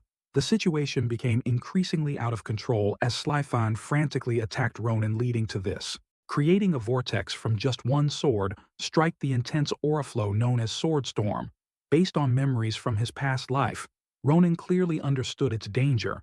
With his current strength, it was difficult to block. I can't withstand it. As it happened while fighting Slyfan in the air, Ronan suddenly turned and ran, seeming to have some plan in mind to deal with him. Slyfan's face was murderous, as if wanting to devour Ronan. Unable to understand his plan, Slyfan shouted, "What are you doing? Turning your back on an opponent in a duel?" Ronan's sword hand suddenly landed on Aesel's shoulder. Aesel, watching intently, didn't understand his action and froze. Slyfan, still chasing from behind, shouted, "Do you think I'll miss?" Aesel stammered fearfully. "Ronan, why me?" Seeing Ronan's action, Slyfan cursed angrily and contemptuously. "Coward, using a lady as a shield and calling yourself a knight." Realizing Slyfan misunderstood his gender, Aesel awkwardly explained, "I'm a boy." Ronan smirked cunningly, perhaps having successfully tricked Slyfan, and remarked, "Just as I thought. That trait of yours hasn't changed either. Even when facing death, you'll still protect the honor of a knight."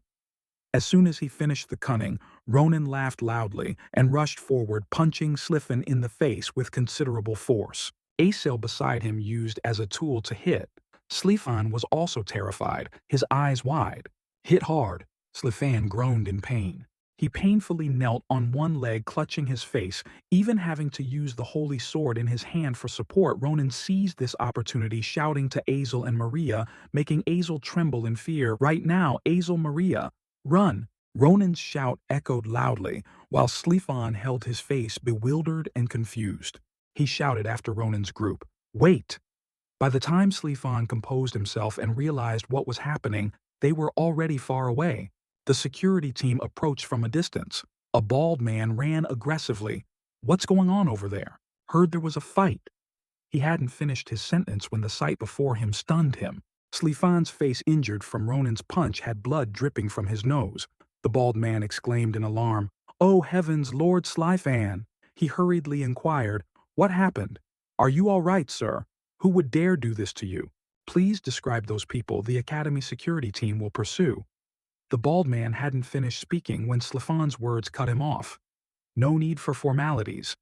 Right now, I am not the son of the ducal family, but just a candidate with the status of a commoner," he explained, reassuring the security team. "You don't need to worry. This was a fair duel." "I will handle it myself," Slyfan continued, speaking as he regained his composure, dusting off his clothes. Suddenly, something unexpected caught his attention. It was the holy sword which now had a crack. It cracked. This is a sword made from the highest grade, mithril. I thought his swordsmanship skill was nothing special. Slifan had misjudged Ronin's true skill. It made him reconsider their recent duel, astonishing Slifan even more. But I never expected he could make the sword end up like this. He let out a light chuckle. Interesting? Ronin Slifan seemed to have his own plans forming.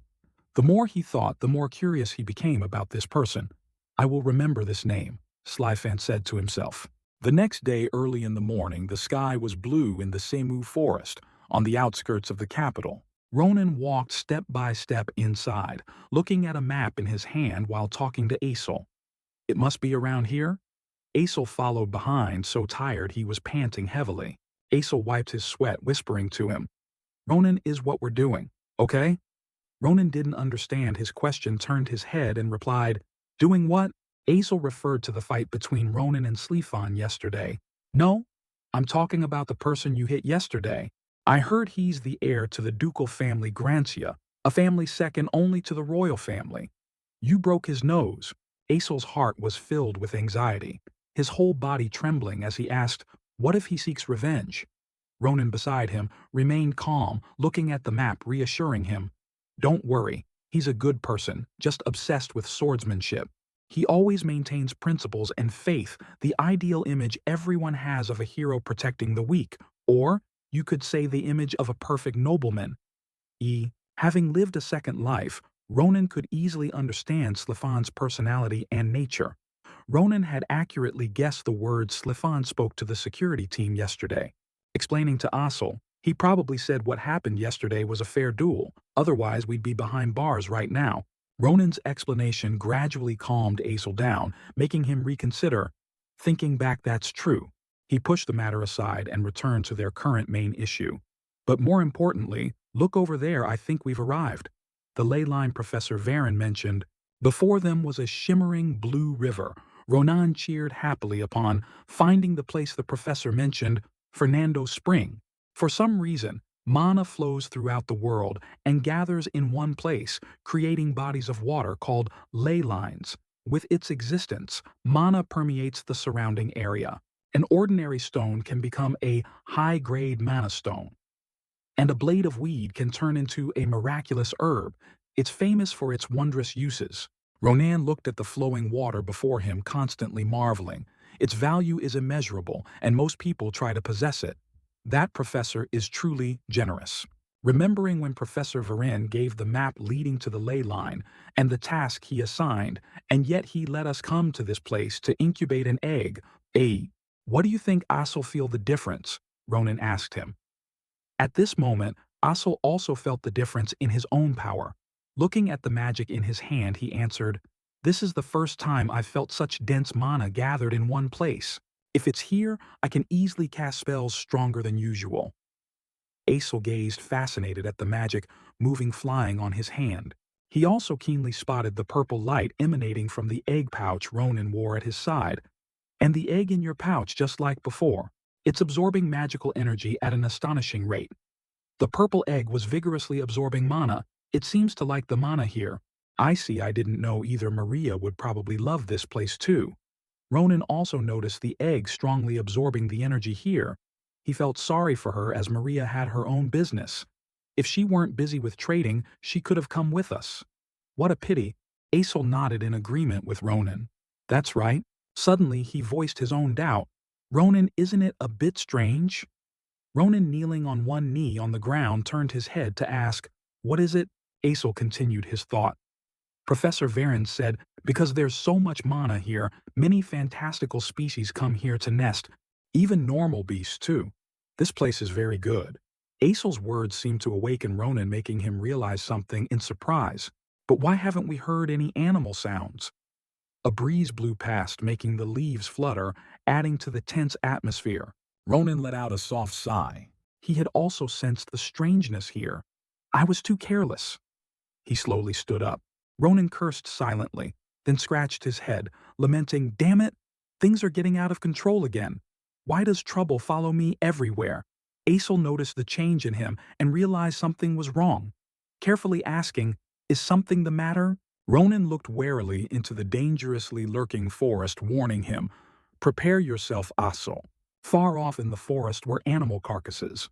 Ronan's sharp senses picked up the scent of blood from them due to mysterious people hunting and killing. He informed Aso, "There's the smell of blood.